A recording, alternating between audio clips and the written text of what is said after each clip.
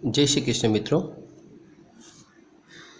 हमने अब तक MV act motor vehicle act 1988 के 2 चैप्टर देख लिए। फर्स्ट चैप्टर था प्रीलिमिनरी चैप्टर और सेकंड चैप्टर था ड्राइविंग लाइसेंस। आज हम देखने वाले हैं third chapter number 3। Chapter number 3 जिसका नाम है लाइसेंसिंग ऑफ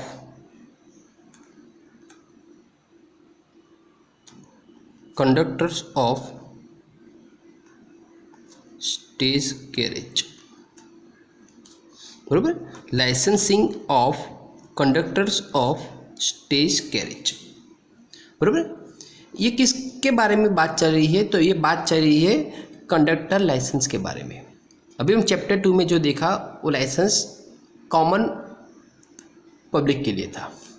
अभी ये जो लाइसेंस है वो स्टेज कैरेज व्हीकल है, उसके जो कंडक्टर होते हैं उनके लिए लाइसेंस। बराबर है, मतलब ये लाइसेंस स्टेज कैरेज के लिए है। अभी 2 वर्ड है, एक है स्टेज कैरेज, सेकंड है कॉन्ट्रैक्ट कैरेज। कॉन्ट्रैक्ट कैरेज, ये दोनों में डिफरेंस क्या है?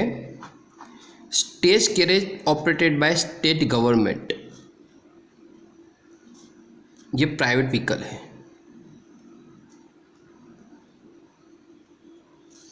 स्टेज कैरेज पे गवर्नमेंट का रूल अप्लाई होते हैं, लेकिन ये प्राइवेट है, वो किसी के अंडर नहीं है, वो प्राइवेट है। ये स्टेट गवर्नमेंट के अंडर है, इसलिए बोलते हैं स्टेट कैरेज। इसका एग्जाम्पल क्या होता है? तो अपनी बस, कौन सी बस? तो GSRTC। प्लस स्टेज कैरेज जो है वो पैसेंजर को एक जगह से पिकअप करके दूसरी जगह पर उसे ड्रॉप करता है, लेकिन पैसेंजर जब चाहे वहाँ उतर सकता है। उसके लिए उसको क्या, एक गवर्नमेंट के रूल के अनुसार उसको उसकी फ़ी लेनी पड़ती है, मतलब टिकट लेनी पड़ती है। वो टिकट स्टेज कैरेज के लिए इनवैलिड है। बराबर है, वो है स्टेज कैरेज। मतलब पैसेंजर जहाँ चाहे वहाँ से चढ़ सकता है, कि उसके लिए स्पेशली क्या है, पिकअप और ड्रॉप के लिए स्पेशली स्टेशन है। तो ये स्टेज कैरेज है। कॉन्ट्रैक्ट कैरेज में ऐसा नहीं होता है। कॉन्ट्रैक्ट कैरेज में एक ही जगह फिक्स होती है, वहाँ से पैसेंजर को लेते हैं और एक ही जगह पर सभी को उतार देते हैं। वो कॉन्ट्रैक्ट कैरेज है। वो सभी जगह पर इंसानों को और पैसेंजर को उतारने के लिए खड़ा नहीं रहता है, क्योंकि उसका कोई एक फिक्स स्टेशन नहीं है। वो एक फिक्स स्टेशन से चलती है और दूसरी स्टेशन पे जाके रुक जाती है। बराबर है, ये वो फिक्स नहीं है। वो एक ही स्टेशन पे चल के कई जगह पर रुक रुक के नहीं चलती है। मतलब वो दोनों डिफरेंस है स्टेज कैरेज और कॉन्ट्रैक्ट कैरेज में। इसमें जो प्राइवेट बसेस है, टैक्सी है, मैक्सी, ये सब प्राइवेट व्हीकल है। बराबर है। स्टेज कैरेज में GSRTC वो स्टेज कैरेज है। बराबर है। तो उसके लाइसेंस के लिए क्या क्या रिक्वायरमेंट है? बराबर है। हमने अभी तक चैप्टर 2 में सेक्शन 28 तक देख लिया है। बराबर, सेक्शन 28 तक देखा है। आज हम देखते हैं सेक्शन 29 इन चैप्टर नंबर 3। किसके लिए है? तो licensing of contract conductor of stage carriage. बराबर, उसके सेक्शन है सेक्शन 29। किसके लिए है? तो necessity for conductor licence. Necessity for conductors licence. मतलब कंडक्टर लाइसेंस की रिक्वायरमेंट कौन कौन सी है? तो पहले याद रखो कि जो स्टेज कैरेज का कंडक्टर लाइसेंस है, बराबर है, वो जो अधिकारी वो कंडक्टर है, बराबर है, वो पहले तो ये लाइसेंस के साथ ना हो, मतलब इसके साथ वो लाइसेंस ना हो पहले तो। और जो स्टेज कैरेज कंडक्टर है वो अपने लाइसेंस के बलबूते पर किसी और को नहीं रख सकता। वो रखता है तो उसको वो क्या है, 1 टाइप ऑफ पेनल्टी हो सकती है। बराबर है। और जो स्टेज कैरेज का लाइसेंस है उसके लिए मतलब क्या होता है, तो उसके लिए जो स्टेट गवर्नमेंट है उन्होंने कुछ रूल्स बनाए हैं और रूल्स के अनुरूप ही उसको लाइसेंस अप्रूव होता है। जो लाइसेंसिंग अथॉरिटी है वो उस रूल्स के अनुरूप ही उसको लाइसेंस देती है, उस कंडक्टर लाइसेंस देती है, बरोबर है। तो ये गवर्नमेंट के लाइसेंस की एक ज़रूरियात है। देन आफ्टर सेक्शन नंबर 30, वो क्या है, तो है grant of conductors licence, grant of conductors licence, बरोबर है। ये कंडक्टर लाइसेंस की निकालने के लिए क्या क्या जरूरत है, मतलब क्या रिक्वायरमेंट है, कैसे मिलता है उनको लाइसेंस। तो ये लाइसेंस के लिए बोला गया है कि जो सेक्शन 31 है, सेक्शन 31 है, उसकी सब सेक्शन 1 में स्पष्ट बोला है कि जिसको कंडक्टर लाइसेंस चाहिए वो पहले, मतलब ये लाइसेंस अभी निकाल लेने से पहले कभी लाइसेंस के लिए वो लाइसेंस निकालने के डिस्क्वालीफाइड हुआ था या नहीं,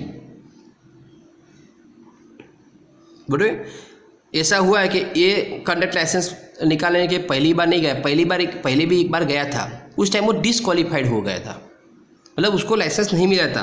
तो ये फिर से वो लोग देखते हैं कि वो पहले तो कुछ डिस्क्वालीफाइड नहीं हुआ ना ये लाइसेंस निकालने के, ये वो देखते हैं। उसके बाद वो व्यक्ति वो कहाँ पे रहता है और क्या काम करता है, उसके अनुरूप ही वो अर्जी कर सकता है। मतलब जिस जिले में रहता है उसी जिले के जो भी आरटीओ ऑफिस लगती है वहाँ पर ही वो अर्जी कर सकता है, दूसरी जगह पर अर्जी नहीं कर सकता है, बराबर है।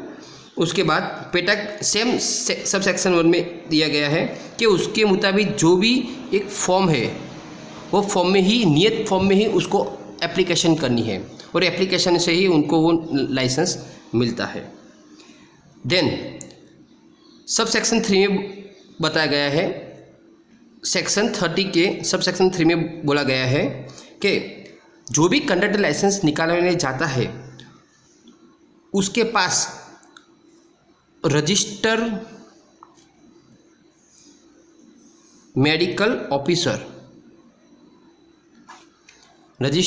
ऑफिसर के पास जाके उसे उसकी हेल्थ में कोई प्रॉब्लम नहीं है, उसका जो गवर्नमेंट ने नॉमिनेटेड किया है ऐसे ही फॉर्म में उसको क्या चाहिए, एक प्रमाण पत्र चाहिए और प्रमाण पत्र के अनुरूप ही वो उसके जो लेटेस्ट फोटोग्राफ से उसके साथ वो एप्लीकेशन कर सकता है, लेटेस्ट 2 फोटोग्राफ के साथ वो एप्लीकेशन कर सकता है। तो ये भी इम्पोर्टेंट है कि क्या क्या चाहिए, तो ये चाहिए रजिस्टर मेडिकल, जो रजिस्टर हुआ हो मेडिकल ऑफिसर के रूप में, बराबर। वहाँ पे जाके उसके सही और साइन और सिक्के वाले उसको मेडिकल सर्टिफिकेट चाहिए और वो मेडिकल सर्टिफिकेट जो स्टेट गवर्नमेंट ने और सेंट्रल गवर्नमेंट ने जैसा ही उसका एक नमूना रखा है वैसे ही प्रमाण पत्र उसको चाहिए, उसके अनुरूप उसको लाइसेंस मिल सकता है, बराबर। ये लाइसेंस जिस स्टेट में निकलता है उसी स्टेट में वैलिड है, दूसरे स्टेट में वैलिड नहीं है। इट मीन्स गुजरात में निकाला है तो ये स्टेज कैरेज का लाइसेंस ओनली गुजरात में ही वैलिड है, महाराष्ट्र में तो महाराष्ट्र में वैलिड है, राजस्थान में तो राजस्थान में वैलिड है, लेकिन वो उसी स्टेट में वैलिड है, दूसरे स्टेट में वैलिड नहीं है, बराबर है। ये भी इम्पोर्टेंट है। सेकंड, उसकी फ़ी, जो हमारी ड्राइविंग की फ़ी है और ड्राइविंग लाइसेंस की जो फ़ी है उससे कम, मीन्स 1.5, उससे आधी फ़ी है कंडक्टर लाइसेंस की फ़ी, बराबर। किसी को पता चला कि उसकी फ़ी कितनी है तो उसकी फ़ी है 1/2 फ़ी है, बराबर। कंडक्टर लाइसेंस की फ़ी कितनी है तो अपने ड्राइविंग लाइसेंस से उसकी 1/2 फ़ी है, बराबर। तो ये था उसकी फ़ी। देन आफ्टर आगे है सेक्शन 31, सेक्शन 31 उसमें क्या लिखा है, तो disqualification of grant of conductor licence.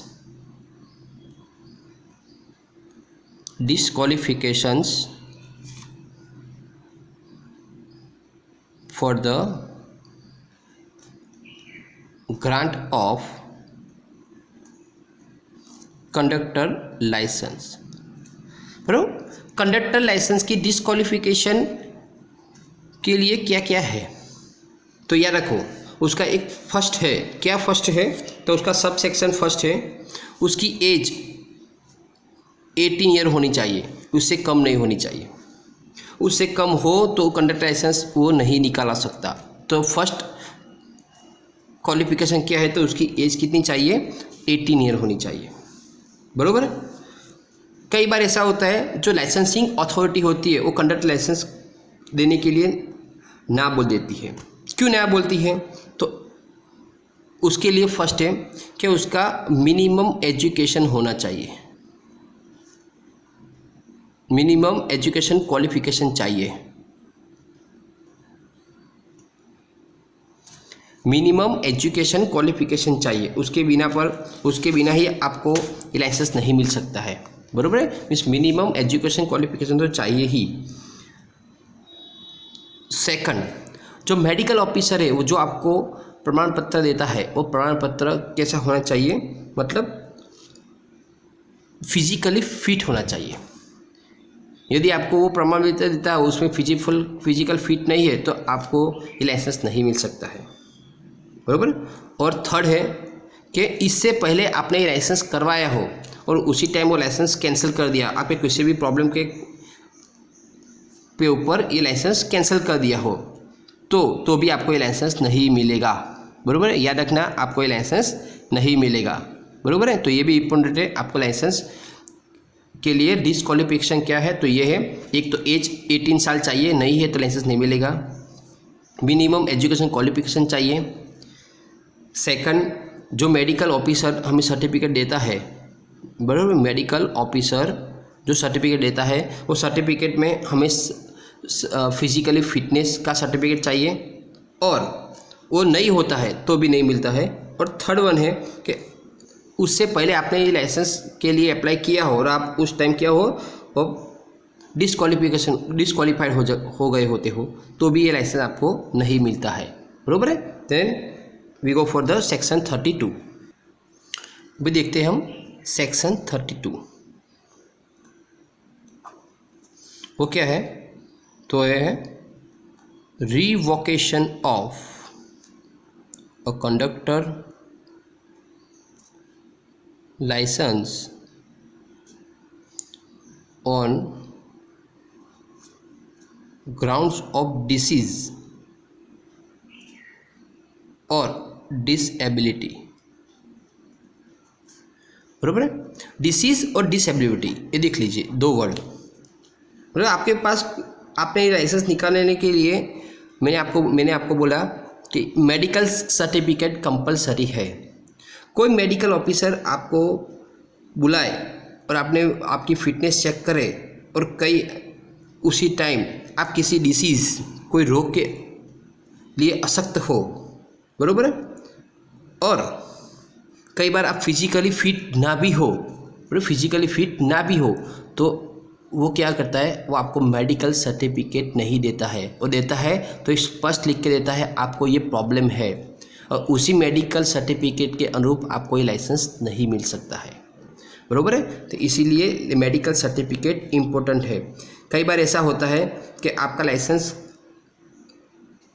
आपके मेडिकल ऑफिसर ने चेक किया, उस टाइम आप कोई डिसीज से हो आपको और वो थोड़े दिनों के बाद वो मिट जाता है, तो उस टाइम क्या होता है तो आप फिर से इसके लिए आप अप्लाई कर सकते हो मेडिकल ऑफिसर के पास जाके और उसी टाइम आप ये मेडिकल फिट होके आप ये सर्टिफिकेट ले सकते हो। बराबर है, मीन्स रिक्वायरमेंट क्या है तो आपको रिक्वायरमेंट ये है कि आपको मेडिकल सर्टिफिकेट लेना है अच्छे डॉक्टर के पास जाके। अभी सेक्शन 33 है, orders refusing etcetera conductors licence and appeals. कई बार किसी लाइसेंसिंग अथॉरिटी ने आपको लाइसेंस देने के लिए मना कर दिया और उसको रिन्यूअल करने से मना कर दिया,